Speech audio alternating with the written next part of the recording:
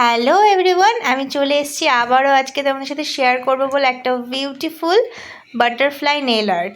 তো তোমরা দেখতেই পাচ্ছ কি সুন্দর সিম্পলের মধ্যে বাটারফ্লাইটা। তো তোমরা যদি চাও এরকম সুন্দর বাটারফ্লাই নিজেদের নেলসে করতে, তার জন্য পুরো ভিডিওটা দেখতে হবে। তো দেখতেই পাচ্ছ আমি একটা নেল চিপের মধ্যে ইয়েলো কালারের বেস কালার পরিয়ে নিয়েছি, সেটা 30 সেকেন্ড ড্রাই করে একটা ম্যাট টপ কোট পরিয়ে সেটাকে 60 সেকেন্ড ড্রাই করেছি।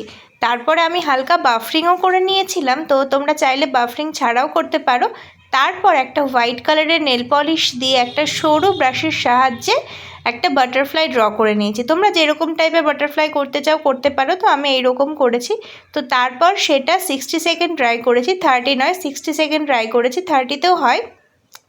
তারপরে যে নেল পলিশের ওপরে যে স্টিকিনেসটা ছিল তার উপরে আমি একটা এয়ারবাড দিয়ে সেটাকে পার্পেল কালারের পিগমেন্ট কালার ইউজ করেছি।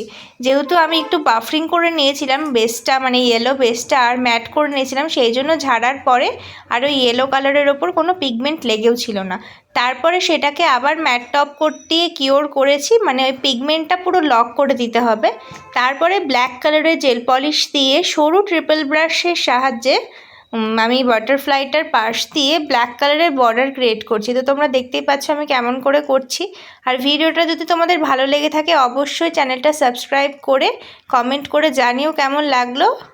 এরপর ব্ল্যাক আর হোয়াইট কালার দিয়ে ডট ডট দিয়ে সেটা শাইনি টপ কোট দিয়ে 60 সেকেন্ড কিওর করলে কমপ্লিট হয়ে যাবে। এরপর আমি শাইনি টপ কোটটাও দিয়েছি, তোমরা চাইলে ম্যাটও দিতে পারো। তো কেমন লাগলো